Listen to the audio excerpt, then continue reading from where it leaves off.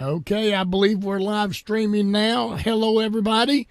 Thank you for coming on in and spending this time with us here at Torah for the Nations YouTube channel and B'nai Noach Connection with Israel Facebook page. Did I get that right? I didn't get that turned around. I got that right?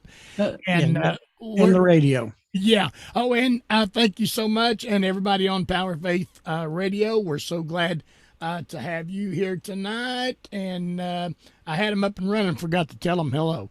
So we're looking forward for a great class tonight. And we've got quite a bit of tzedakah to give tonight, Terry. So if you'll go ahead and greet everybody in the room and greet everybody listening, I'll get ready for our time of tzedakah. All righty. Good evening and happy Wednesday. We're almost to Thursday, which is Friday Junior, right? All looking forward. We're working for the weekend. I think somebody wrote a song about that. But I want to welcome everyone. It's like Scotty said on Tour for the Nations YouTube channel. Those of you who are listening over there, the B'nai Noach Connection with Israel Facebook page, thank you for joining in. And thank you, Power Faith Radio, for hanging in with us and joining us tonight, wherever you are at in the world. I also want to greet, we've been having some of our American soldiers around the world listening, and I want to greet our soldiers wherever they may be. Be safe, be well, and come home. So when your job is done. So anyhow, tonight got a kind of a tough little verse we're going to cover a little bit. There's quite a bit of information I want to share. So please have your notebooks, pens, and paper, pencils. Take some notes. Really, the next two verses that we're going to be talking about, we're not going to talk about the second one tonight, but I'm just going to let you know that these are really going to be leading up into our next series, which I don't know if you can call it a series. It's going to take a while to go through it. But even like tonight or anytime, actually, if I say something like quick or reference something and you want me to repeat it, just if you're listening live streamed, jot a note down in there in the chat, and Thomas and Wella and Scotty can see it and stop me so I can go back over it again. So don't be afraid to say, hey, what'd you say? Can you repeat that? I don't mind that. This is a class, not a sermon. So you feel free to throw your hand up and ask me to repeat something anytime. Scotty, you about ready? I am ready when you are. Go ahead. Go All right. Samuel says, no, I'm not ready. Listen, we want to thank everyone who sent some funds in for our tzedakah time. And we've got quite a bit of tzedakah that came in, and a couple things to announce as we go through this tzedakah time tonight. First, we're going to do blessings, and we're using our large tzedakah. It's getting quite a bit in it tonight. I'm going to put some change in it. We had somebody send and said spread it across the board, so that's what we're going to do tonight. So this is first of all, we're doing blessings as always for Amuela Asher. There's always somebody sends blessings in, and I want to tell Amuela, you and Thomas there, and there's others that they send blessings in for. This dollar that I'm giving for you tonight, I'm going to use you as an example, Amuela, because I know you don't mind if I do that. This is your dollar. Even though somebody sent this in, they sent it in for you. This is your dollar. This is your tzedakah. So this is your blessing.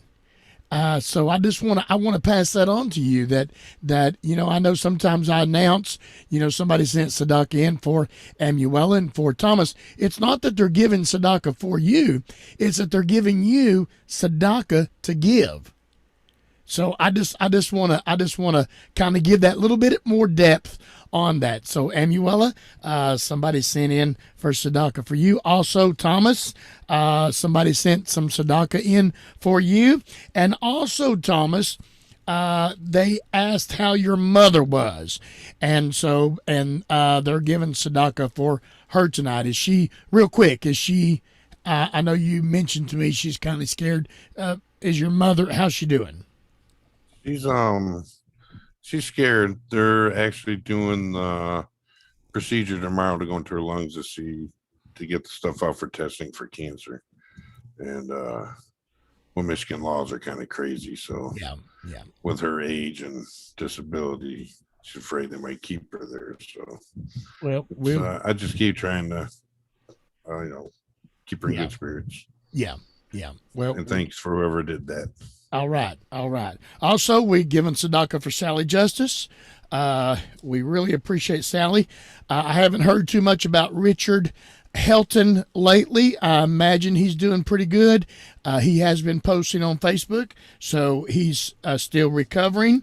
And then Veronica Port, I saw, bless her heart, she's not home yet. A long journey she is taking, and it's a journey of adventure.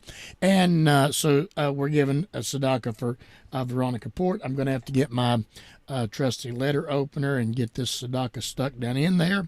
It's getting a little full, Terry. And then we've got tzedakah tonight for Rabbi Pesach and his wife Shara. Now, hold on, I'm turning the page. I've got several pages tonight. We're going to give tzedakah tonight. Andrew was talking about his mother's sister, and her name is Sarah Carolyn. They call her Carolyn. She is, if I can put this just delicately, she's getting close to leaving this walk of life and going into the next. So we're giving tzedakah for her tonight. Also, we're giving tzedakah for Al. Overall, he is going for some back surgery. Is that right, Terry? Is he going for some back surgery? And then also this past Sunday, Larry Beck asked for prayers for his daughter, and we're giving tzedakah for her tonight. Also, there was a little baby. I don't know if some of you saw it, and I'm going to go ahead and announce something that I really feel like announcing. I'm going to see if I can pronounce. Andrew mentioned this baby, and the baby's name is Azra Yosef Ben Yehuda, and is very premature. I've been trying to keep up with it. In fact, if you would like to give to the GoFundMe page, go to my personal page, a Facebook page, and you'll find where you can donate to help the mother spend this quality time with the baby. If any of you have had experience with that, and your a child is in the hospital and you're at home, you just can't. You want to be there. So we're giving tzedakah for that child tonight. Hold on, we got some more. It's going to take me just a minute. I don't mean to take a lot of time from you, Terry, but this is No problem. important time as well. This is important. Beloved, blessed memory of Gavin Giles tonight. Also, blessed memory tonight of Nancy Overall. So I've got another page to turn to. I'm Baruch Hashem. Okay, birthdays. We had some people send some birthdays in. Jim Reese, if I pronounced that correct. Jim Reese. Today is his birthday. And also Eric Greenwald. His birthday is today. We're putting some tzedakah in for you. And I'm almost there. Aaron David Poston, where somebody sent tzedakah in for your birthday. And then we have a special announcement tonight. So Frank has come in just in time for this tzedakah time. Hello, Frank. Frank is about to be another papaw. I don't know if any of you saw that on Facebook. And so Frank's son and daughter-in-law, did I say that correct, Frank? Yes, sir. Thank you. Thank you for recognizing. First granddaughter too. We got First granddaughter. Yeah. We got a house full of boys and a grandson. Now we're finally getting granddaughters. So. Well, that I had two boys and then a daughter. she's the best daughter I could ever have. She's the best. I tell everybody she's the best daughter I got, and she says I'm the only daughter you got. So anyway, but we're giving tzedakah for that tonight. Well, thank you, Frank. And now For you're tell us your son's name and his wife's name, Frank. It's Michael Isaiah Kohler and Harley Sierra Kohler. And have they picked a name for the baby yet? Not yet, and they claim they're going to keep it tight-lipped. Of course, we weren't supposed to find out what it was going to be either until it was born. But you know, they get funny about the names. They want to keep that hush hush. Afraid somebody else to get the name. I guess it can't be more than one person named the same thing. Yeah. You know? All right. Well, But you know how that goes. Yeah. I was tickled to death thank when you. I saw Thank that today. Tickled to death. Thank you. So tzedakah time is an important time. It's a precious time. I want to challenge everybody that's listening, whatever time you're listening. Now, this is being live streamed on a Wednesday night. What is this, August the 3rd? Is this August the 3rd? 4th? August the 4th? But you may be looking at this in the future. You may be watching this as a pre-recorded program. And but I want to tell you, tzedakah time is a time where you can leave your house in the morning planning on giving tzedakah. Search out, be aware of your surroundings. The Creator will always put somebody in your path that needs a blessing, and He will use you as that instrument to produce that blessing. Thank you so much, Baruch Hashem. Terry, it's all yours. Take it away. And when Scotty's talking about tzedakah, it doesn't always have to be money. Tzedakah is doing what is right. You stop and you help someone change a flat tire. You're giving tzedakah. You know what I'm saying? If you help a little lady across the street or carry somebody's groceries or just anything where you help someone else out, you're giving tzedakah. You're doing that which is right. That's what tzedakah means, is righteousness. It's just doing what is right, to someone else. So it's not always, don't think it's always about the money. That's, we use money in this system we live in to help others out, but there's more to it than money. A whole lot more to tzedakah than just money. So just helping some. Go ahead, Scotty. I always like to use a scenario, and I was talking to somebody today about this, that it's not always about money. Here, we're kind of doing an open thing to where it will cause you to think, and that's why we're using this money situation here, just to spark your interest and cause you to think. As you give tzedakah, you will find more avenues and ways to do so. There are two things that will never come up if you see somebody in a let's say a muddy hole sinking down. Two subjects should never come up. What's your religious affiliation? And what is your political affiliation? Those two things should not come up. Now, I know as I said that, you were thinking that you were the one going to be pulling somebody out of the mud hole. What if you were the one in the mud hole? You were waiting on somebody to come. Those are two things that have never come up. In tzedakah, those are two things that shouldn't be in your mind. I'll help that person as long as their belief system is the same as mine, as long as their political affiliation is the same as mine. I'll think about helping them.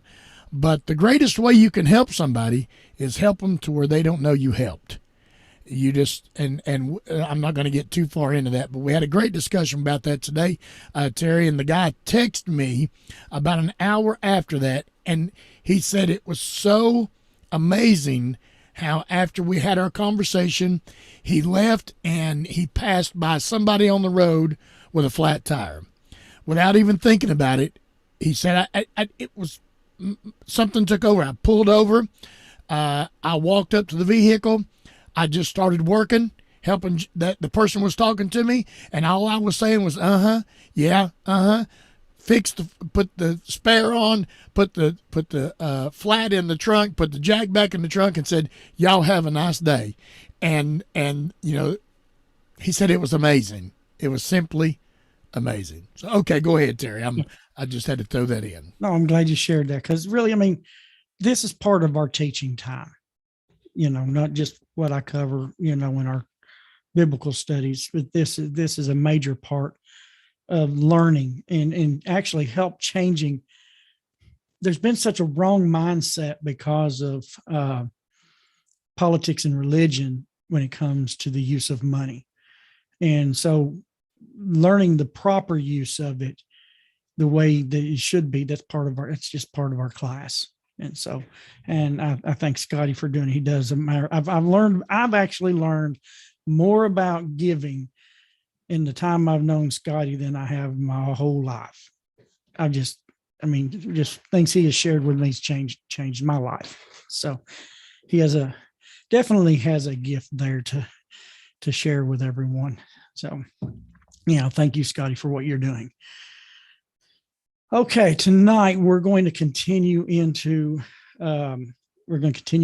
145, verse 18. We've only got a few more verses left of this series.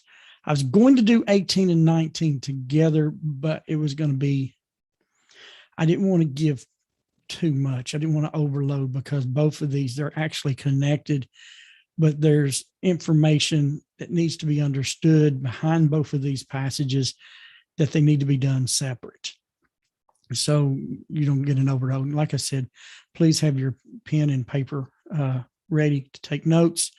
And again, feel free to let Thomas and Wella and Scotty know if you want me to repeat something I may have said. I've read a passage that I've quoted from. Feel free to ask me to repeat that. There's not a problem there. Okay. What I'm going to do is I'm going to read the passage because I'm going to break it down into two parts. We're going to go through it and it's going to be like two pieces here. Isaiah, that was on my mind. Sorry. Psalms 145, 18. God is near to all those who call upon him, to all who call upon him in truth. This passage technically, it's got weather here in Chattanooga, get your allergies in your eyes always running. This is about prayer. This passage is about prayer, connecting to the Creator through prayer and something else. We'll discuss that a little later. But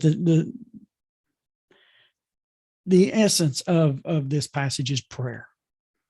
Now, what I'm going to cover tonight is not just about prayer. It is going to be discussing one of the aspects of prayer. But I'm not going to do a lesson on prayer, or we would be here for the next month because it is so vast. The subject of prayer, there's so much that is connected to that. There are times in our future classes we'll be bringing up other parts of prayer that's tied with those things. But tonight we're going to look at just this passage, that the Creator is near to all of those who call upon him, to all who call upon him in truth. Now, as I've taught in the past, and I will continue to teach in the future, understand this, that in the Torah, the instruction, the first 5 books of Moses, it's the instructions of God that God's given humanity. There is a line between Israel and the nations. Now, God gave Israel the Torah. It's their possession. It's their inheritance. It says that in multiple places. And King David, it says in Psalms 147 that he did not give it to the nations. But that does not mean we don't have our share there, our part. But that doesn't mean that part belongs to us. What that means is that the Creator gave Israel the instructions. He made them a priestly nation, and they are to teach one another their part of the Torah, and they're to teach us our part. See, even our part still belongs to them. It's not our possession. That's not our possession, but it's instructions that the Creator gave Israel to give to us as the priest. We're the congregation. Now, in their instructions, Israel is commanded to pray. They have several places where Israel was commanded to pray. It is a commandment for them. There's 613 commandments that they've counted out through the Torah. And in one of those, for them, actually there's several that link together, is the subject of prayer. They have times that they have to pray. Not only are they commanded to pray, they're commanded to pray at specific times. And there's also some specific places that they are to pray certain things. But for those of us of the nations, we are not commanded to pray. We are not given the commandment to pray. We have been given the opportunity to pray.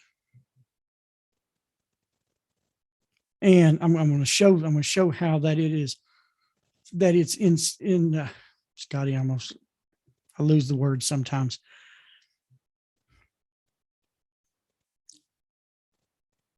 There are passages that we're going to cover tonight that basically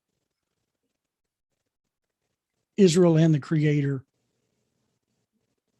kind of expects us to be praying. And so I want to share that though they are commanded, we are not. Prayer is universal.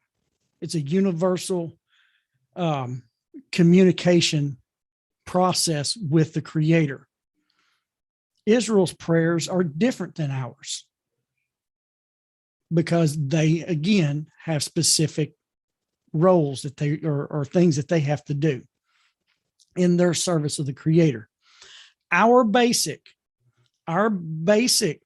prayer for those of us of the non-Jewish nations is to be in communication with the Creator about our needs. But that's the basic. That's just where it starts at. Where Israel today, because of the prophets of Israel and the Torah sages and the Torah scholars and the things that they have gone through in their history, the majority of Israel's prayer today is liturgical. They have what's called a prayer siddur, a book. It's an order. And their services, and if you ever go visit an Orthodox synagogue where Torah Israel is serving the Creator, the majority of the service is prayer. And it's taken very seriously. It's very serious. Like there's a section of prayer that is so important that no one is to walk in front of you, because if they do, they're walking between you and the Creator, the King. It's an insult. There are certain things that, it's very serious. Those who've never experienced it, it's a very holy and very serious moment when Israel comes before the Creator. Like he tells them, you shall appear before me. If you've never witnessed it, you don't have, it's amazing at the service that they do in prayer before in their communication with the Creator. But that doesn't leave us out. Though we do not have that part to play, we have a different part because we were given the job to settle the earth. To settle the earth, no matter where at. Where you can be in the Antarctic, you can be in the United States, the Philippines, the South Pole. Because we are to settle the earth, our communication with the Creator is based on our duties and our mission that He created us to do. So I don't want you to think that we're left out. And I want to show you where we're not left out. King Solomon shows us really our part to play. It's in 1 Kings. 1 Kings chapter 8. 1 Kings chapter 8. Verses 41 through 43. Just want to make sure I'm going to be reading from the Art Scroll Tanakh Stone Edition. The Tanakh is the complete Hebrew scriptures, the Torah, the prophets, and the writings. But in 1 Kings, we have King Solomon. He's doing the dedication of the first temple. And I'm not going to be reading that whole dedication. He's talking about Israel and different things with there. But there is in the dedication of the first temple, in this dedication, though the first temple went down, second temple came up, went down, it doesn't matter. This dedication is still for us today, for us forever. And even Israel follows in this, and I'll share that a little bit here later. 1 Kings 8:41. King Solomon goes, he says, also to the Gentile, the non-Jew, who is not of your people Israel, that's us, but will come from a distant land for your name's sake, for they will hear of your great name and of your temple. Of your great name and your outstretched arm, and will come and pray toward the temple. Come and pray toward the temple. See right here, it's obviously we're praying. King Solomon, even all the way back then, knew that the non-Jewish people would be praying to the God of Israel. It says, may you hear from heaven the foundation of your abode, and to act according to all that the non-Jew calls out to you, that all the peoples of the world may know your name and fear you, as does your people Israel, and to know that your name is proclaimed upon this temple. This is an important part of prayer. Now, we can pray anywhere, anytime, any direction, except there are some guidelines. And I know some here that has never heard of these guidelines. I never had heard about them until I started getting more serious in my studies and what the Creator requires of me as a human being. We do not pray in the bathroom. That's an impure place. We do not pray in impure places. We don't pray to God in temples of idolatry, because we don't want to make it look like we're praying to the idol. But the biggie is, and the real biggie that most people do not know, is we don't pray in the bathroom. And I want to tell you, that's hard, especially if someone who has the Creator on their mind all the time. That's the one place we have to try to shut him out. Not that we're shutting him out. It's just that we want to respect him and not talk to him in that place. When we're in the shower, when we're naked, we should not pray when we're naked, unless we're in a situation where that can't be helped. Sometimes you might be in a situation that's beyond your control. But if you're changing clothes in the shower, in the bathroom, and you're in full control of your capacity and everything, we shouldn't be praying when we're unclothed. I don't even like sometimes when I get up in the mornings. I love my morning times when I study, especially on Saturday mornings. I really love Saturday morning study. I'll get up, I'll put my shorts on, I'll run in here, and I won't have my shirt on, because I just got out of bed. My mind's where it's at. And I'll have to, it really bothers me if I sat down at my desk and I open up, my holy books and I don't have my shirt on. You always want to make sure that you've got at least a pair of shorts on over your underclothing, a shirt on to cover up anything, so that you're giving reverence to God, that you're not coming before the Creator. Because even though you may not be praying when you're studying, you're praying. You're in communication with the Creator when you're studying. So God is near to everyone who calls upon Him. Okay. He's near to every one of us. We are his creatures. Matter of fact, Rabbi Hirsch says, let no one even for a moment think that the Creator does not hear him when he cries for help, for the Creator is near to all who calls upon him. Every human being that cries to the Creator will hear. How he answers, that's up to him. But your cry for your needs, your cry for someone else, when we're praying for someone else that's hurting, is not unheard.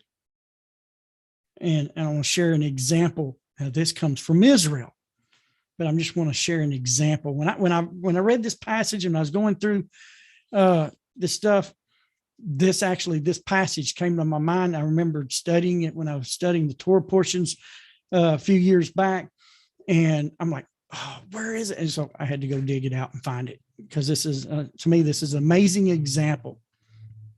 Again, what I'm going to read to you is part of one of the commandments that is given to Israel. It's found in Exodus chapter, let me make sure. Yeah. Exodus chapter 22, verses 25 and 26. And this is a business command, part of business, dealing with loans and security for loans. Okay. But listen to this. This has stuck out in my mind for years in this particular commandment. Like I said, this is given to Israel, but we can learn a principle from it for us. It says, if you take your fellow's garment as security, like collateral or security for a loan. It says, if you take your fellow's garment as security until sunset, shall you return it to him? You're allowed to keep it. If he gives you a garment for security, something that covers his outer body, you're permitted to keep it through the day. But it says, but until sunset, you shall return it to him. For it alone is his clothing. It is a garment for his skin. In what should he lie down? So it's just like a covering. So when he lays down to go to sleep, so he's not laying just in the bare air with his skin. Though he's used it for security, Israel, if this situation happens, has to return that garment for the night so that he has a covering to cover up at night. So he doesn't get cold and he's not laying there exposed. Then the Creator says this. He says, so it will be that if he cries out to me, I shall listen, for I am compassionate. So we have a business commandment here on how to properly conduct a loan with security involving someone's garment. That pretty much, let me just put it this way in just old Southern English. The only thing this guy had was a shirt on his back for security of the loan. He had to take his shirt off and bare his bare back to secure a loan. And the loan officer in Israel, because this is a fellow Israelite, is to return it back to him at night so he can cover up to sleep. And if he does not do this, if the loan officer is greedy, and the man he's laying there and he's cold, he has nothing to cover up, his back is bare, and he cries out to the Creator. The Creator says, I shall listen, for I am compassionate.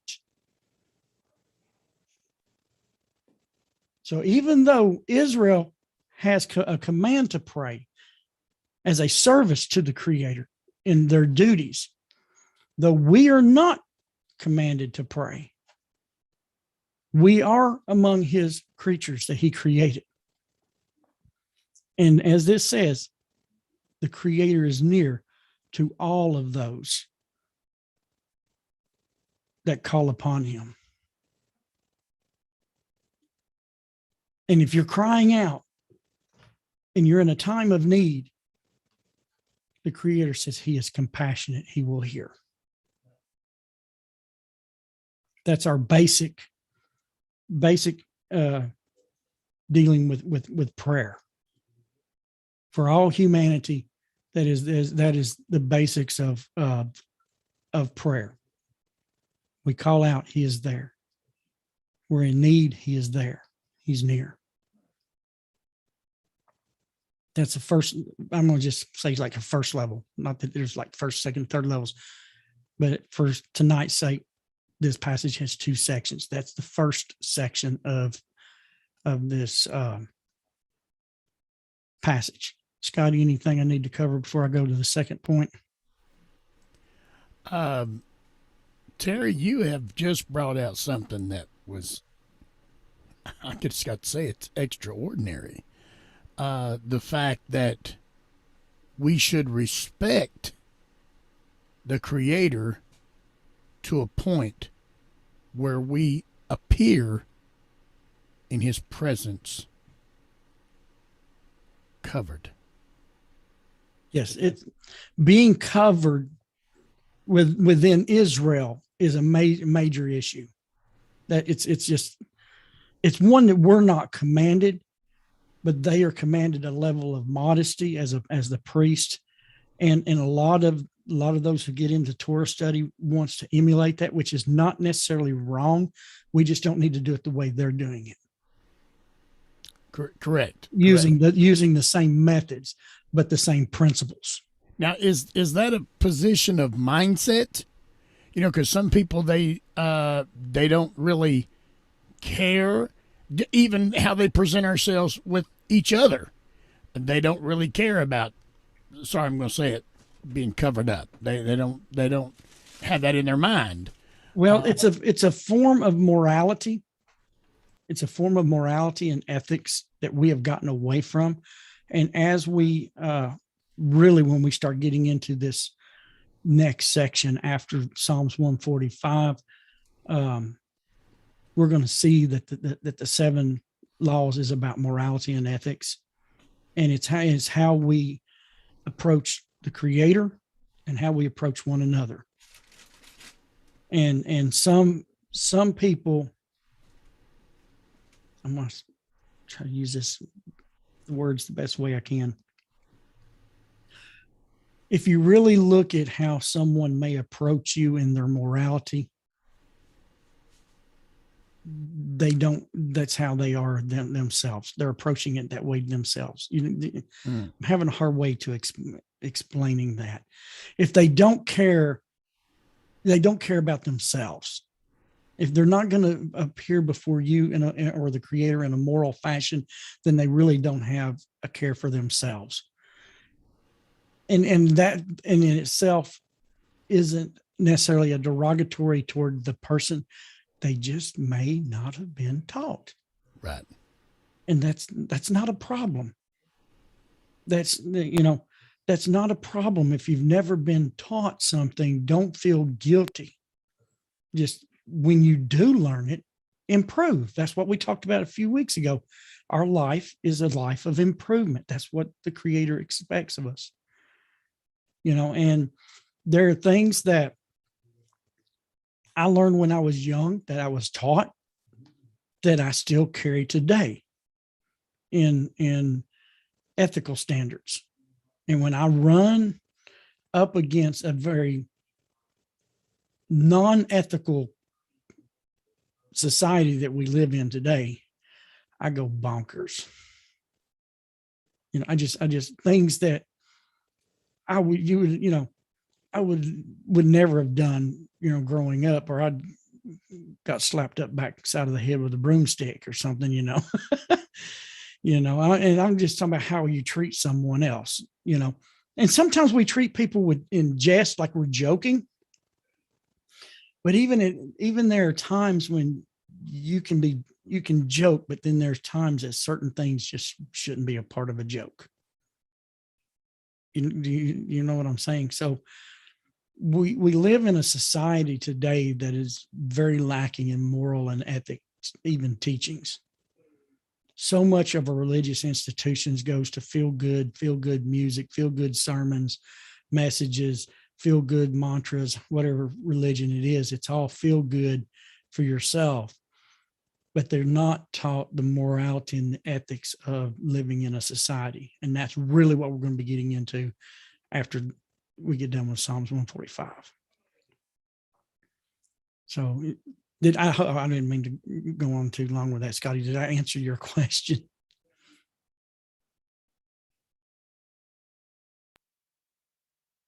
Yes. Yes, you did, Terry. Thank you so much. Is there any other questions on that area that God hears us, that he's compassionate to hear the cry of his creatures, his creation?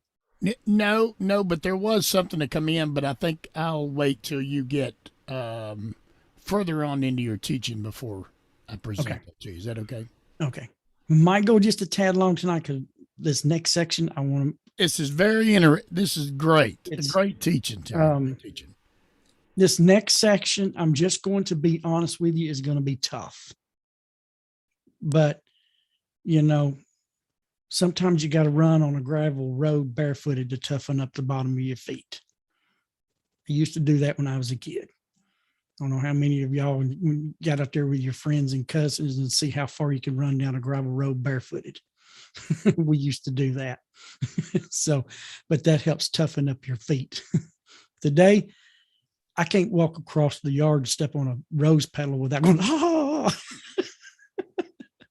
because we wear tennis shoes and socks so much, we very rarely get out and walk in the grass barefooted, and I'm one of those who wants to get back to, walking in the grass barefooted. I've learned a lot how good that's good for your health. Actually, that's part of our problem today is we're not connected back to the earth physically, and it causes a lot of health issues. Now, won't get on to that, but tonight we're going to run down some gravel road barefooted. It's going to be this next section. It says, the first part, the Creator is near all those who call upon him. And that is true. That is true. Because you're his creation. But there's another level. That's the reason why I want to say levels tonight. The next level up from our basic cry to him is that he's near all of those who call upon him in truth. Now, some of you may be reading your English translation. It will say who call on him in sincerity. I'm just going to be honest with you. That's not the correct translation. It's not a bad translation. It's not necessarily a wrong translation, but it's not the exact translation, literal translation. That's a better word. It's not the literal translation of the Hebrew in that word. The very last word of that, where it says call upon him in truth, it is ba'emet. Emet is the Hebrew word for truth. The base in the front of it, ba'emet, means in truth. Rabbi Hirsch goes on, he says, however, we've talked about how the Creator is near all of his creation that cries out to him. But he says, however, the Creator's nearness can be perceived only by those who call upon him in truth. This is the next level. You have a basic that he is near for your needs. But when you want to get and you want to walk with the Creator, you want to be really close to the Creator. The next level is learning what he expects, the truth. Calling on him in truth.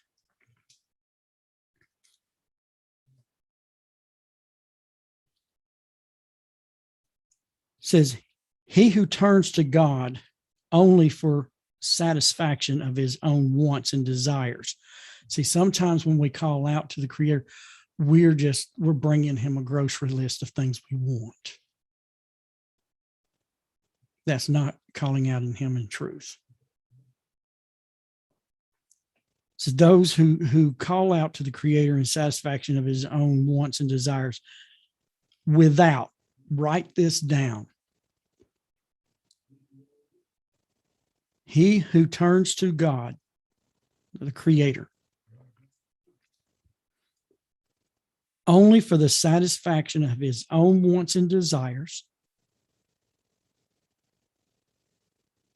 without previously having made the Creator's wishes his own, or at least being firmly resolved to do so, he would only invoke divine assistance for a life and for an endeavors that are far away from the Creator. He does not call upon him in truth. Such a person is actually afraid of God, of the Creator's nearness. He would have the Creator fulfill his desires with his countenance turned away from him, but he will be deceived in this idle hope simply because he has deceived himself. But what I want you to write down is, those who call upon the Creator without previously having made the Creator's wishes his own. That's very important, because you've got the reason why you've got to go into the Torah, the part that's for us of the nations, is to learn what his wishes are. Hold on. Thomas has got it. Scotty, can you read that for me from Thomas in the chat?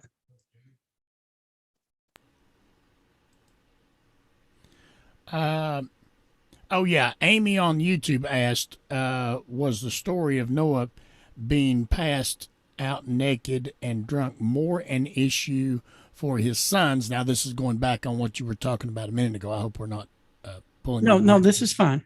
Was it more? Let me start again. Was the story of Noah being passed out naked and drunk more an issue for his sons to cover him than the one son was dishonoring him? That's a real good question. It is a good question. That's a multifaceted question, because you can really get in some good conversation on that. What's interesting in the Hebrew,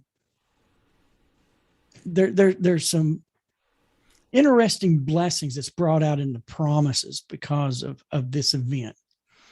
And matter of fact, it's one that I just had learned myself from one of the rabbis that I listened to, and he brought out some of this information. When you read it in the Hebrew, it is Shem, the son of Noah. Shem is the one who took the blanket to cover his father. Then it says with him, Japheth, the other son, was with him. He joined in with him. He didn't initiate. Shem initiated the covering, and Japheth helped him.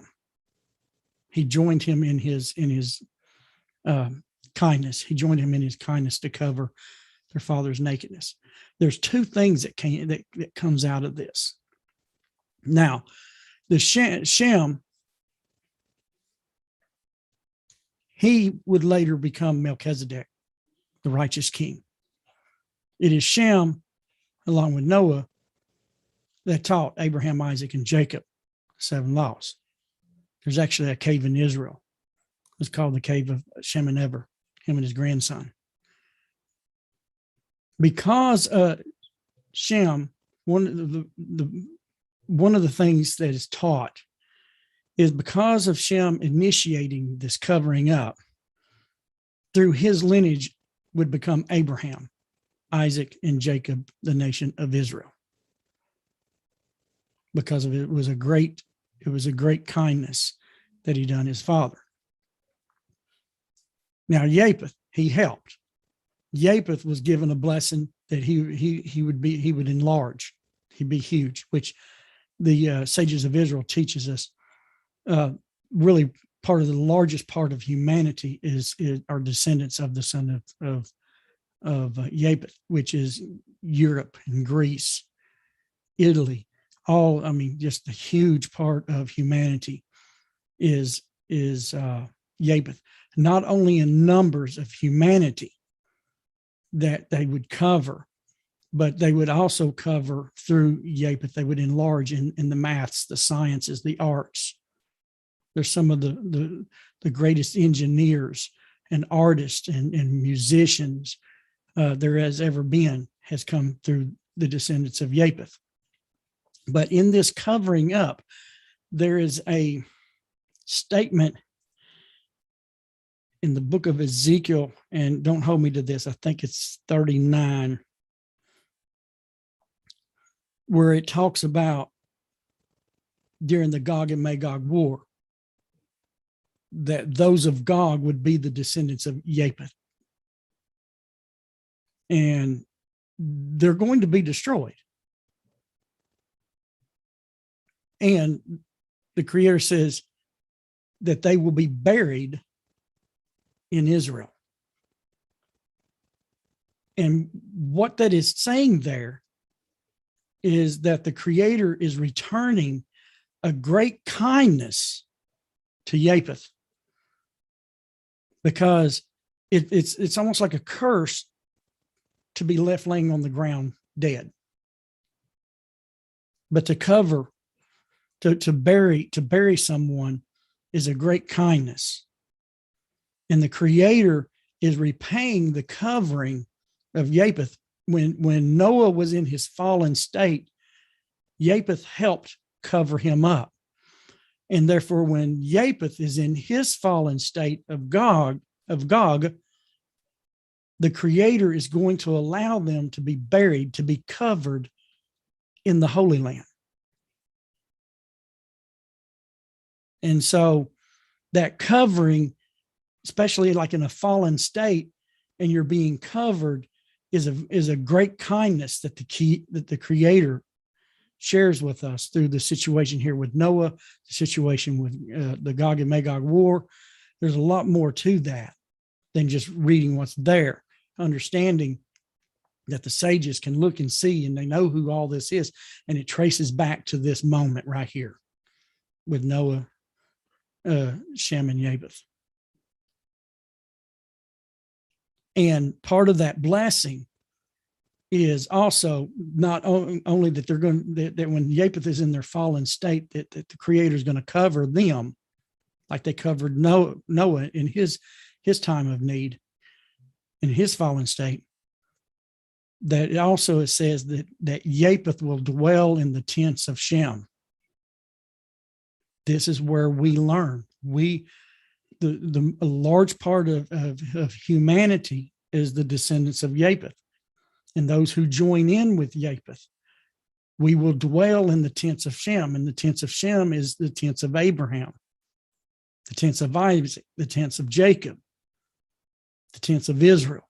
That's why we're the Torah for the nations. It's the instructions from the Creator to Israel, to the nations. And we are part of that fulfillment when we turn to Israel, as this says in Isaiah, I think it's chapter 2, in Zechariah chapter 8, when we turn to Israel and say, we know that the Creator is with you, teach us. That is part of that Japheth dwelling in the tents of Shem. So it's really a lot. I mean, we could go on all night long, couldn't we, Scotty? Yeah, just to throw in that text you were talking about in Ezekiel is Ezekiel 39:11. 39:11. I thought it was 39. So yes, like that.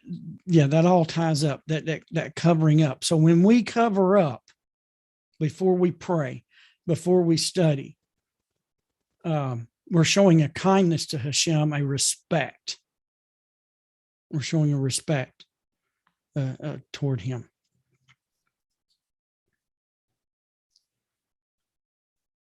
Okay. Like I said, I want you to write down without previously having made the Creator's wishes your own. You've got to study. To know the Creator's wishes, you're going to have to study. You're not going to get an unction and a feeling and a thought. You got to know what He wishes. You've got to go and find it. Proverbs chapter 2 says that if you'll hunt for it for like a hidden treasure, you'll find the knowledge of God. You've got to, Proverbs chapter 2, just go 1 through 5 or 6 there. And you'll see where it talks about that we need to search as a hidden treasure. Seek for it like silver. And what the sages teaches us that seeking like silver is like you work your job for a paycheck. And so you study and you search to find His will.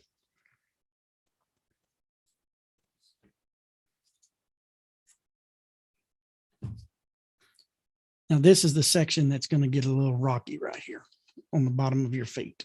Not just the boat, but it's going to get a little rocky right here.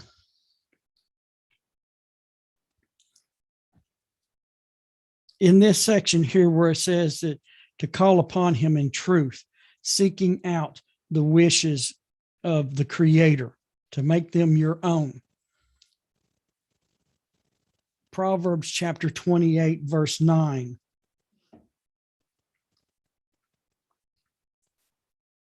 Proverbs 28, verse 9 deals with prayer and making His wishes your own. It says here, if one turns his ear aside from hearing the Torah, hearing the instructions of the Creator, his prayer too will be an abomination. That's hard. I know. Let me read that again. If one turns his ear aside from hearing the instructions of the Creator, do my own translation there, Torah, that's what it is, the instructions. His prayer is considered an abomination.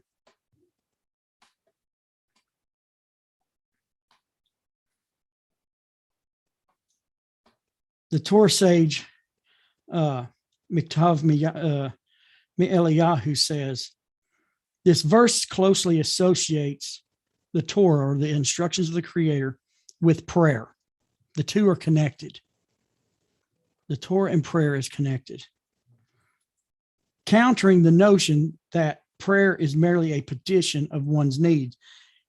If that were the case, why would the quality of a person's supplication be affected by his commitment of studying the instructions of the Creator? Let's say that again. Countering the notion that prayer is merely a petition for one's needs. If that were the case, why would the quality of a person's supplications be affected? The quality of your prayer.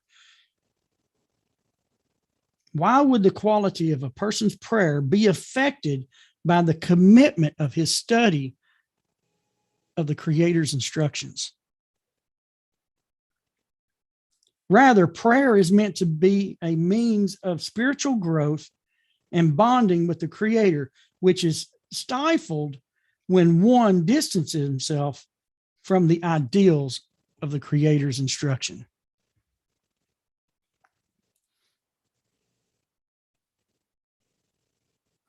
If a person refuses to hear the words of Torah, his mind will likely not be pure, and his prayers will therefore be abominable. Again, like learning what we're saying, like not praying in certain places. If you're, and I'm not saying you can't pray in the bathroom. If you're in there and you have a heart attack, pray your heart out. If something happens, you slip and you fall, you can cry out. We're talking about general prayer, general conversation. You don't strike up a conversation with the Creator in that spot. Get your business done, get out. Then you can carry on your conversation with the Creator. He knows that you've got to go do that. and you're not alone. He's there with you. It's just there's a passage in the Torah where there's an instruction upon the army of Israel that they were commanded to be given shovels, and they had to go outside the camp to do their business. And the reason is because I walk among you. So we kind of get that thing with the bathroom from that, the principle. The Creator is walking among you. And so it's not when you're in the restroom showering and doing your business, it's not the proper time, proper place to converse, with the Creator. Now, if a life situation happens, that's a different story. You don't have to worry about that. You do what you've got to do. If you slip, you fall, or you have a health issue that hits you all at once or something, then by all means cry out, do what you've got to do, and beseeching the face of the Creator. Rabbi Haron says, if a person ignores the words of his master, it is sheer insolence for him to plead after for his needs. You ignore the words of the master,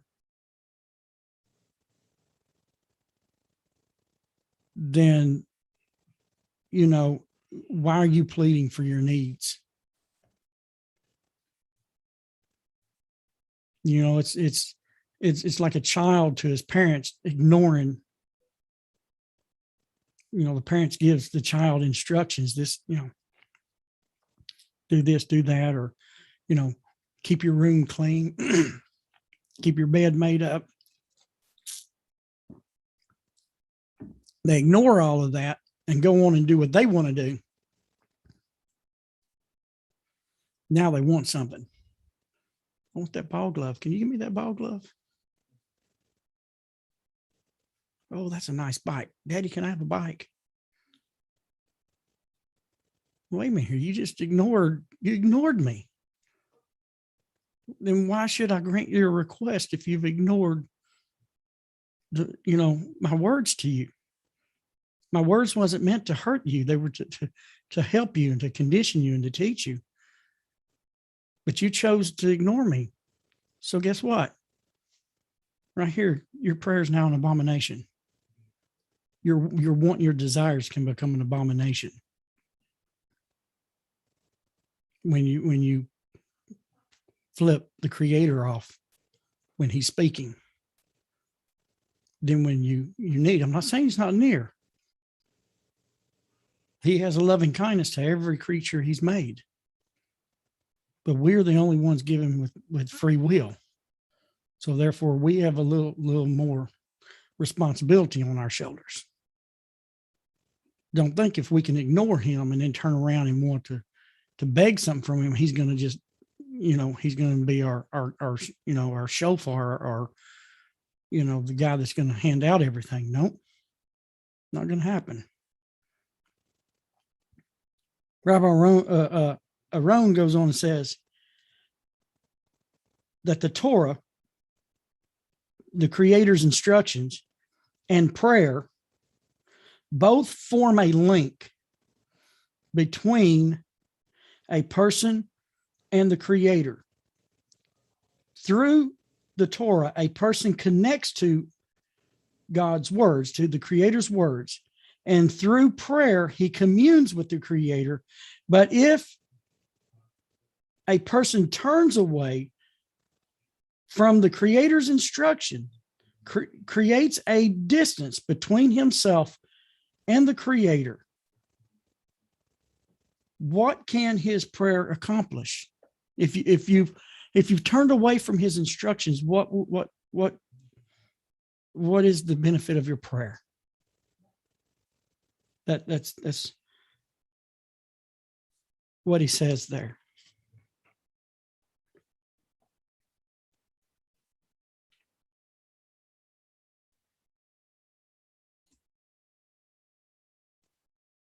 Psalms 1. You got something, Thomas? I thought you started. Scotty, before I go to the next thing, anything? Yeah. I know this was some tough stuff. There is. I mean, it's very active. I But know there you're being kind. one thing that has come up, and I just want to just make a clarification for all those that are listening. The studying of the Torah, very very connected with prayer. If you turn your ears from the Torah, now I see people saying this, so I've got to bring this up. Many people think that we're talking about the whole Bible. You got to listen to the whole Bible, but that's not what this is saying. No, this is not what that is saying. This is the Torah, the 5 books of Moses. So could you go just a little more in depth exactly what the Torah is? Yeah, because I'm glad you asked that, because it can be, understand this is King Solomon talking to Israel, who was given the complete Torah itself. The Torah, when it says Torah, that means, well, let me just say this. I'm not going to go into detail because it will raise up a lot more questions that we don't have time for tonight. But the Torah is the instructions of the Creator. It's in its essence, it's found in the 5 books of Moses. But the Torah is more. When an Israelite hears the word Torah, it means more than the 5 books. Okay, because it's the instructions that the Creator gave Israel is very vast. I'm just going to say that they're very vast.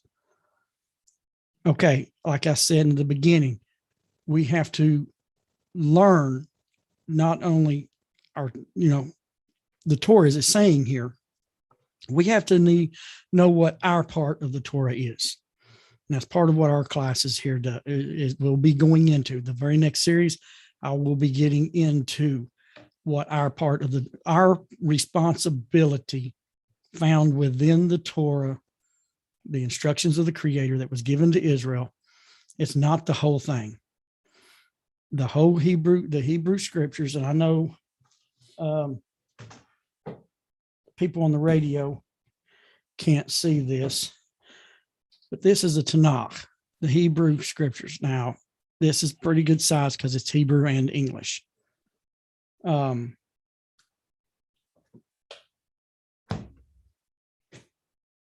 There's a small part that's our responsibility. I say small because when people look at it small in number, the number seems to be small, but it's vast in eternity because it's the words of the Creator. He's divine. These divine instructions are eternal and universal for us. So when I say studying the Torah for us, for the nations, is studying what we are required, what's required upon us. There is absolutely no need to getting in and studying the garments of the high priest and the feast and all these details given to Israel, the altar.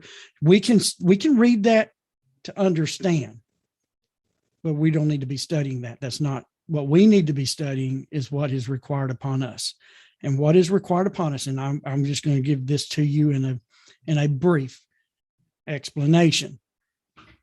But stay tuned, stay with me when we go into our next lessons and stuff. After I finish Psalms 145, we're going to get into this in a very in-depth manner, very in-depth on our part, the Torah that we're responsible for.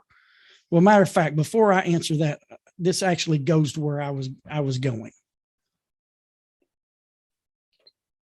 Okay, I'm not leaving that question. This is still part of answering it, but it's actually the next part in my lesson tonight. Write in your notes, Psalms 1. Psalms 1, verses 1 and 2. It says, "Happy is the man who has not walked in the counsel of the wicked, nor in the ways of the sinner has he stood, nor in the seat of the scoffers has he sat. But in the Torah of the eternal is his desire, and in his Torah does he meditate day and night. Now, I'm going to share, this is Psalm 1. I'm going to share something that some of you have not heard before. This comes from the knowledge of Israel that has been studying what I've been talking about for over almost 3,400 years in its original language. I'm going to tell you who this psalm is about. See, when we read this, because one, the Torah is not ours, there's information we don't have. And when I give you this piece of information and how some things I'm going to be bringing up here toward the close, I hope that it'll clear some of this up. Let me make sure I turned over to the right place here.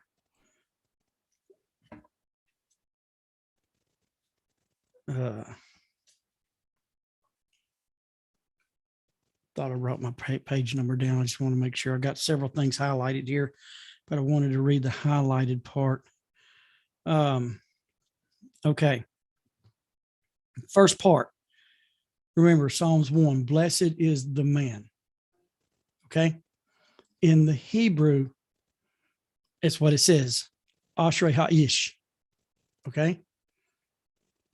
It doesn't say happy or blessed is man. It says the man. And in the Midrash Rabbah, some of the ancient writings of Israel, it tells us that with the hay in front, the ha'ish, the man, is talking about a specific person. Not just any man, but a specific person. And that specific person is Noah. This psalm is about Noah. And I mean, you could really go, I could go into this. I'm not going to go into Psalms 1 tonight, but there's a lot of very interesting historical information about this psalm and Noah. But he goes on and it says, but his delight was in the Torah of the eternal. This alludes to the 7 precepts, which was commanded, but in his Torah does he meditate. He goes on and says, the interesting part to note in Midrash Rabbah says, the interesting part to note here is in fact that it says that he studied the Torah day and night. Okay, this is talking about Noah. Okay, what Torah did he study? What Torah did he meditate on day and night? Torah, again, meaning instruction. In English, it's really good to know that it's better to understand it as instruction. So what in divine instruction did he study? What divine instruction did he meditate on day and night? Since Noah preceded the giving of the Torah at Sinai, the answer is that he was given the 7 commandments, the 7 behavioral guidelines, 6 of which he inherited from Adam, and the 7th was given to him, the ever min chai, the tearing of a limb from an animal. This section indicates that Noah thought very carefully about the 7 commandments given to him. This is our part of the Torah, not the whole scripture. The whole part is to studying the 7 behavioral instructions that makes up a moral and ethical society. He meditated upon these day and night. This is what Noah done. That's what Psalms 1 is about. And because go back over here real quick. And because he followed these 7 instructions,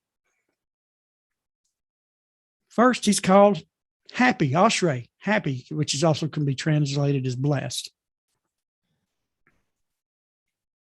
Who did not walk in the counsel of the wicked, nor did he sit in a sinner's way, nor did he, or let me say this, nor in the way of the sinners he stood, nor did he sit in scoffers, in the seat of the scoffers. Because he did not do this, because he took the instructions of the Creator and made them his desire. Because it says, but in the Torah of the eternal is his desire. What did I say here? That our passage tonight, that we call out to the Creator in truth, and that we make his wishes ours. This is what Noah done. When it says he made that the Torah was of the eternal was his desire, and in the Creator's Torah, does he meditate day and night? Okay, in these 7 precepts, he did not. They will teach you not to seek the counsel of the wicked and how not to walk in a wicked way. They will teach you what the scoffers are, who the sinners are. And in the end, it concludes like this. Every non-Jew, that's us, you and me, every non-Jew who wishes to walk with the Creator should seek to emulate Noah, who through his commitment to follow the word of God, that's in them 7 commandments, the 6 he inherited from Adam, the 7th he was given after the flood, that through our commitment to follow the word of God, the word of the Creator, saved the human race from extinction of the flood. So therefore, in Psalms 1, by following those precepts of not following, listening to, and standing with the wicked, the sinner, and the scorners or the scoffers, all came from his adherence to 7 instructions, and they're categorical, by the way. They're not just blanket. The prohibition of theft is a whole lot more than taking your neighbor's shovel. The prohibition of murder is a whole lot more than shedding blood and murdering someone. So they're categorical. By him learning that these 7 is the wish and the desire of the eternal, and he made them unto himself. He alone, through that, saved the human race and was commanded to build the ark and to bring his family aboard. He alone, in Genesis chapter 9, the eternal says that Noah was righteous and moral, ethical, and he walked with the Creator.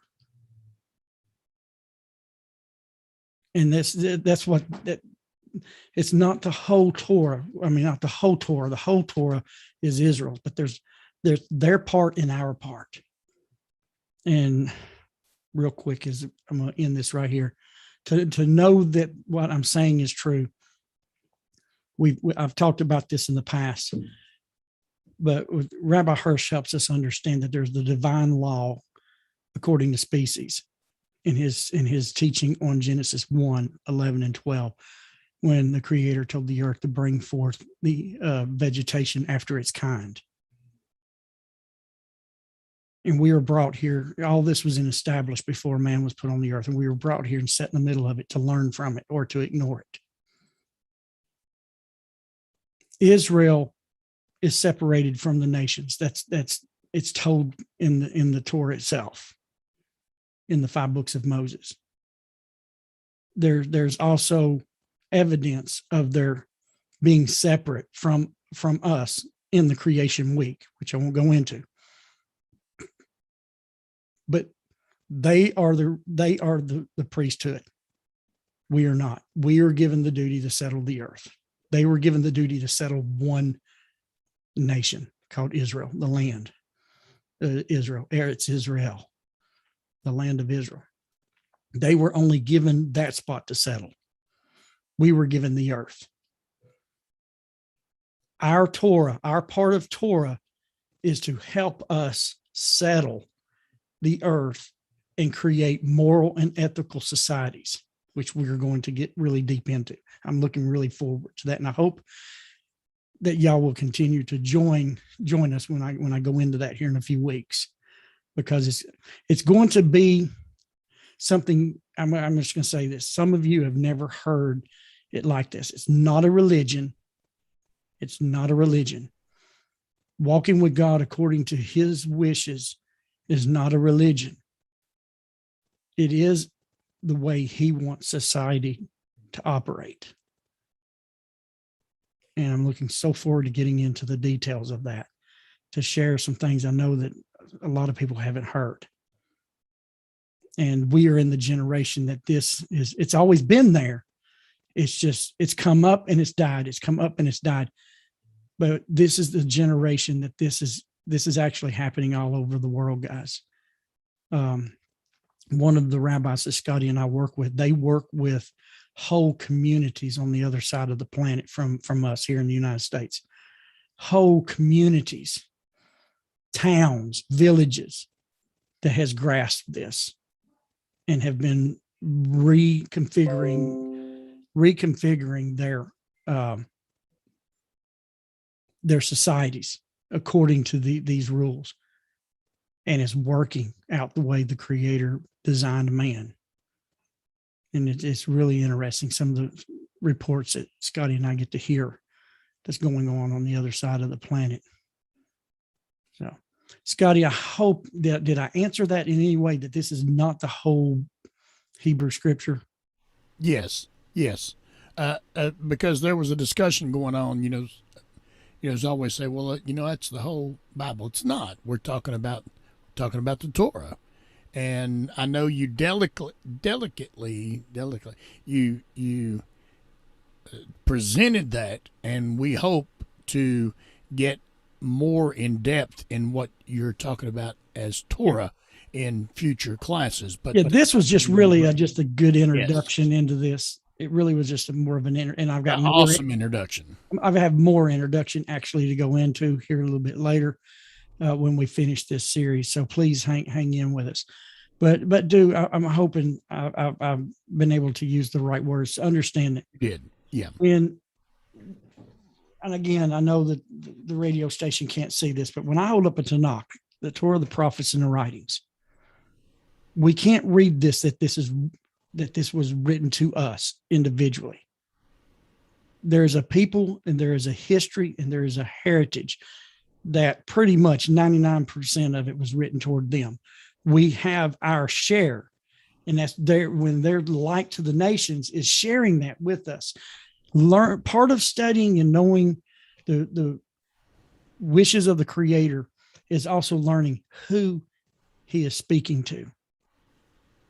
Because you will read the passage, and, keep my commandments. There's more to that than just those words. You've got to understand what that is saying, and we will be getting into that. That doesn't mean everything. Even among Israel, when the Creator told Israel, you shall observe my commandments as I have given them to you today. Not every, and I'm because this is the modern term, not every Jew is to keep every commandment. Everything that's in there is not for everybody. It's divided up to different ones He has given duties to. How do we know that? Or how do we know this? There are commandments that are given to a woman that I can't observe, the Jewish man can't observe. There are commandments given to a priest, commandments given to the high priest. There are commandments given to the Levites, like cleaning off the altar. If a Jewish farmer who's not a Levite decides he wants to run into the temple and clean the ashes off the altar, he's violating a commandment. Wait a minute, did he say, keep my commandments? I can do this. No, it wasn't given to him. Just like not all commandments there's 613 total, not all of them were given to every single one. They were divided up among duties. And it's the same thing with us. It's no different. They have theirs and we have ours. And it's because of our duties. We are, like I said, we were called and created. We were created to settle the earth. They were created to settle a specific place on earth. Because, like I said, we have brothers and sisters that live in the snow regions of the Antarctic. We have brothers and sisters that live in the desert, down in the Caribbean, in the islands, in the Philippine Islands. And these are universal, no matter where you live and what culture you're a part of. These are universal instructions to where you are able to walk in the wishes of the Creator, no matter where you're at on the planet. And that's what I'm going to be getting into here in a couple of weeks. It's so beautiful. And it creates it's a great society. Go ahead, Scotty. Well, I've got something. I know we've been about an hour and 30 minutes, and I appreciate everybody that has stayed with us. But I've got something. Sort of formulated this into a positional thing. Prayer. Okay, is it asking, thanking, worshiping, praising, all of the above? And what is this? The literal terminology. When you say prayer, what are you talking about? Okay. First of all, yes, all of that. Everything that was just stated. Asking, thanking, worshiping, praising, all the above. Yes. Okay. Prayer. Prayer in the Hebrew is tefillah. And I was going to get into this and I decided not to. And give me just a second.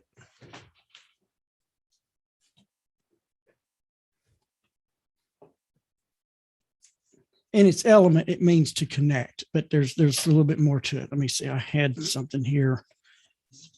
I was trying to cut back some of my information so we wouldn't go so long, because I know we do our tzedakah and stuff.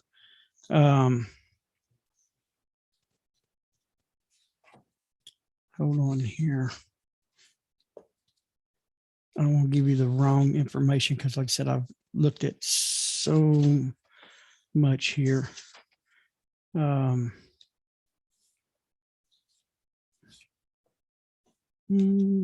don't have, like I said, I had another book here that was, I'm just going to share this. There's a little bit more to it in understanding its depth, but understand that the basic, when you talk about tefillah in the Hebrew, it's translated as prayer. It's a connection. You're making a connection through communication. Studying can be prayer. Because, verbal prayer that you say is you're connecting toward the Creator. When you study the Torah, the part that's ours, where we're learning His wishes, that's Him communicating back.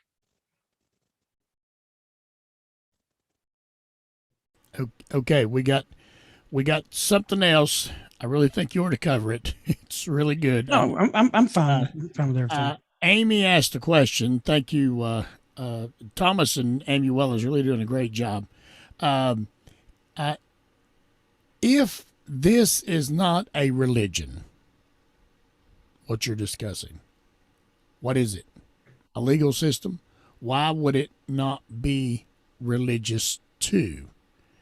I know this is one of the things you love to discuss. So can you hit that a little bit? Yeah, hold on just a second here. Thomas is pointing his finger at me. You all have got that one over there real quick. All right.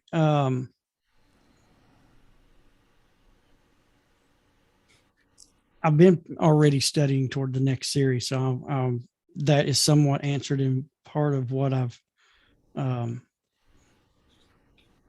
going into, but I got to find it. Well, while you're looking there, I want Hold to on. go ahead. Let's see here. Actually, I've got some words that I have read. It's in my mind as a picture. It's just finding where that picture is. uh, we're going to be getting into that into the next series a lot. So let me just share from going from a source at this moment. I'm going to go from what I've studied. Okay. I'll be honest with you, it's tricky with the word religion because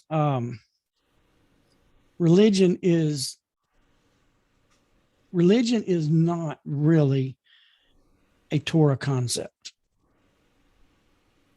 Okay. It's not a Torah concept in its basic in the Torah.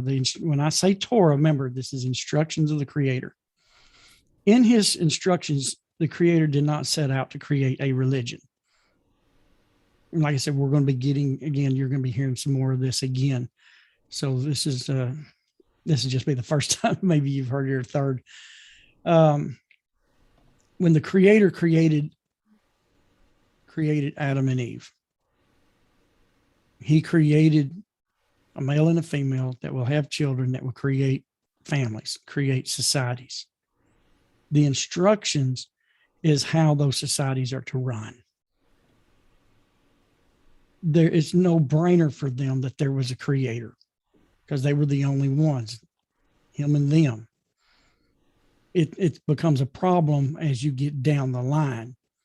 The further you get away from the garden, that religion has to step in. See, man-made religion seeks to make the creator in their image. They're trying to, this is what I think the creator is. And no, the instructions of the creator is him showing us what his image is. See, we want to create him in our image, but technically the instructions is to form us into his image. And so religion came in. Actually, when religion came in, I covered that a couple months ago. Yeah. Was through Enosh. And just real quick, it was actually a very innocent situation. The luminaries in the skies, when you understand what they are and their purpose, they are servants, just like you and I. They are servants of the Creator, and they serve him in an established. He gave them a power and a boundary that they operate within. They're not a living being like we are. They don't have free will. He just like, man is made a 1/2-inch wrench. That 1/2-inch wrench is made to take off a 1/2-inch nut. That's what it does. And that's what they did. Well, there came in the time of Enosh, men began to see that these servants of the Creator should be respected.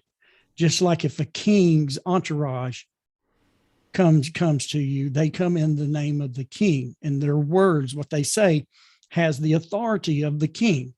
So they looked at these luminaries, the stars and the planets, as ministers of the Creator. So therefore they should be reverenced. Well, over time, they began to become worshiped instead of the Creator. And then in further time down the road, there was priests that was formed that would teach the mothers and the children what was expected of them from these luminaries. And therefore it became a religion. They began to worship them and began to follow them, and they had their own priest. And therefore the luminaries, the actual issue with the prohibition of idolatry begins with the worship of the planets and the stars. And that is, they worship them instead of the Creator. And then as time went on, men became, haughty to think that they were God. And therefore men became and kings were worshipped like gods. And so it just transitioned down the further we got away from the garden. So the original design of the Creator was a moral and ethical code of conduct for humanity that he created. And it's not a religion. It's just, it's a code of conduct. It is a legal system. It is a legal system in essence. It is a legal system. Just like, there's this part of the world, we have red stop signs. We have red lights. We have the red stop sign says stop. We know what that says. So we see a red light. There's an oral tradition that means to stop. The color mean you teach a child that we stop. Yellow means slow down. Green means go. Doesn't have to have the words. We are orally taught what that means. And that's a legal system. Well, just like with the prohibition of murder, the prohibition of theft, the prohibition of forbidden sexual relations, those are our red lights in certain conduct. So yeah, in essence, it is you can say it is a legal system. Where it becomes religious because of man is that there is a deity involved. That is the Creator. But here's the thing. The Creator is the only deity. There is none else. Ein od mavado. Isaiah 45. There is no one but me. There's no one besides me. I am alone is the Creator, the Savior. There's only one. There's not a plethora of them. Man created the other gods. God didn't create any of them. He didn't create religion. He created a moral and ethical code for his creatures. And that moral and ethical code has two categorical areas on how we relate to him. The other 5 is how we relate to each other. So I guess in a way it's a legal system. Thanks, Amy. Yeah. That's a good way. The more I churn this in my head, it's a legal system. It's not a religion. It's a legal system in which the Creator gave us. It's a birthright. Now, culture, religious cultures, that's because like with Enosh and them, they had their own culture that developed within the worship of the stars. And, you have like places like Stonehenge and places like that are still around today that deals with the stars and things like that. But culture in itself, religious culture can be dangerous, but there are local cultures. Our part of the Torah can fit into any societal culture, not religious culture, but the culture of the society. The dress, have certain societies have different ways that they wear. I just one like the Scots, you got the guys with the kilts, it's not a dress, it's kilt, but that's their culture, and just here in the United States, part of our culture is 4th of July, Memorial Day and Labor, Memorial Day to honor our soldiers, Labor Day to honor those who work. So those are things like of our culture, which is no problem. So Amy wants to know when you're going to be discussing this again because she's got a bazillion, not a million. Bazillion is that new kind of dollar. Yeah, that's so, it. Yeah. So, and you're going to pick this up when we get through with Psalms. You're going to pick this up, right? We are going to be going through verse 19 next week. Willing. Maybe it depends on what I get into in my studies. I may try to, within the next 2 to 3 weeks, we will begin this other study that I'm going to give a kind of more of an introduction to it the first week. And then we're going to delve into, I really like this. I'll just give you a preview only in title, not in a lot of depth, because I know we're going a little long tonight. But to give you an idea, and this will help Amy out, we're going to be talking about civilization and Sinai.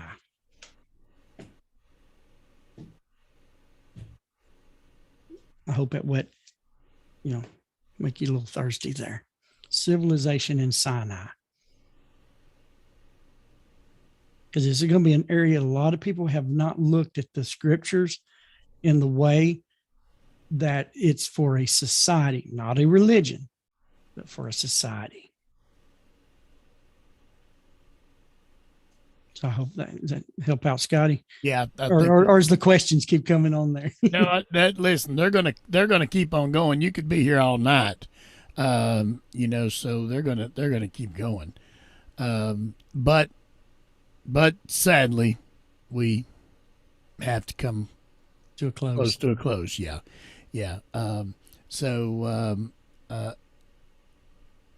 So you ready to come to a close, Terry? Yeah, I'm fine. I'm just, like I said, that second part of that verse I knew was going to be like running. It's great. Running barefoot on a gravel road. But if we're going to walk with the Creator, there's going to be some tough moments with ourselves, and understanding, His will for our life. It's going to come against some things that we've been taught, just like it did with the people at the times of Enoch. There were things that those, later down the road, those people were taught. They didn't know anything else. That's all they knew. And guys, we were raised in a Western culture, emphasized by the Greek language and Roman ideologies and theologies. And now we're coming back to the original, plan that the Creator had for man. It's been there. It's not been lost. It's just we didn't know it, because the way I like to put it, we were kidnapped at birth. And so it's not our fault that we didn't know, but it becomes part of our path. And so I enjoy sharing. Scotty knows I enjoy sharing. Yeah. What you were talking about there, Terry, even though a lot of people that we talk to may not be formulated to a religion has an impact on us, even though I've met people that are socially conditioned because, religion, even though we're not religious, religion is around us. And now I'm not talking about us now. I'm talking about as we grew up. I know a lot of people that didn't grow up in church, but still they were socially conditioned. And I like what you are doing because it is deconditioning social conditioning. It's bringing us back to the societal condition that the Creator desires. Yes. And it's really now, I'm just going to say, I was going to say this later, but I'm going to say this now, and I'm going to say it again, and you're going to hear me say it over and over. Yes, we will be getting very in depth of the Noahide laws. That's the title they're given today. It's the terminology. So don't get hung up on the terminology. Simply because they're formulated with. They're named after Noah, because he was the one that was given the job of passing down the seven. That was his job after the flood. Okay. I know some of you are going to get out. You're going to start looking and surfing, and you're going to find some things that's not very friendly toward that. You're going to find some videos that are people that are wanting to protect their religion, and they're going to make statements but they're not students. They are not students of the will of God found within these seven precepts and categorical behavioral patterns that we are supposed to observe.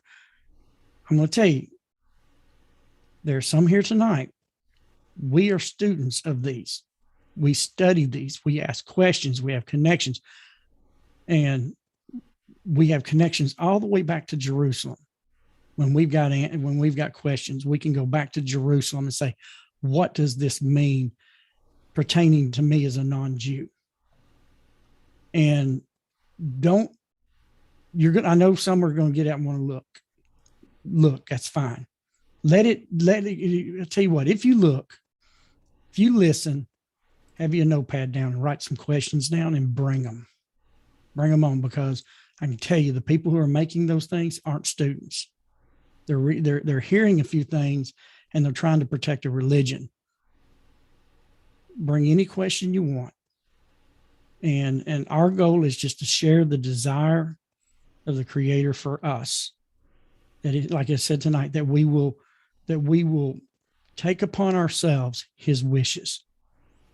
I want to help reveal to you the wishes of the Creator that's for humanity from Adam to Noah. That's eternal. That's never changed. It's actually part of what we said a few classes back, an eternal covenant. Yes, these 7 are part of an eternal covenant made with mankind in Genesis chapter 9. And so don't let that stuff scare you off. Come and join us. We appreciate you being here, and bring any question that you have. Scotty, we'll close that. Great. All right. Again, I want to thank everybody for tuning in tonight. Torah for the Nations YouTube channel and B'nai Noach Connection with Israel Facebook page. Listen, give a thumbs up to those videos. Share the videos. Subscribe to the YouTube channel, and that way, if you subscribe, hit that little bell notification, and you'll be notified when we're doing live videos or any videos are uploaded. And Terry, I want to thank you personally for the teaching tonight. Also, all the names that we mentioned in the Tzedakah time, this class, this meeting was dedicated to all of those names. And again, I want to say, Frank, new papa coming, and going to have a little daughter running around the house, and I'm sure Frank won't spoil her at all. So, so anyway, again, we want to thank everybody for coming. And Amy, she's got a bunch of questions. She said, be ready next time. We had a bunch of folks. If I can, real quick, let me just see if I can hold on real quick. We had Wendy and Amy, and well, they had a great time over there. Zakia and Laura A. I'm just kind of reading off a few names, and over on that was just a few on the YouTube. There was others watching that did not comment, but I was watching the numbers, and they were watching, and Abby and Shara and Paul and over on the Facebook, and there were others over there watching as well. They just didn't comment. But we so much appreciate you spending your time with us, staying with us. We do get a little long-winded. That's what we do. We get a little long-winded, and apparently you must have liked it, and you stayed with us all the way to the end. Remember, come back next week, 8 p.m. Eastern Standard Time. That's 8 p.m. New York time. And also, let me say this: we had the privilege of talking to Rabbi Pesach. Terry, you talked to him this week. I had the privilege of talking to him next week, and he's going to make maybe a surprise appearance on one of the classes. And you can tell in his heart he's ready to do something. Ready to do something. Well, I mean, he is talking about starting back up one of his classes that he had to shut down due to, knee surgery and things like that in recovery. So he did mention that he is looking into that. He said he will stay tuned to B'nai Noach Connection with Israel. He said he would make some announcements when on some things that he's going to be doing. Great. All right, everybody. We'll see you next week. Yes. Bye-bye. Bye-bye. Have a good week.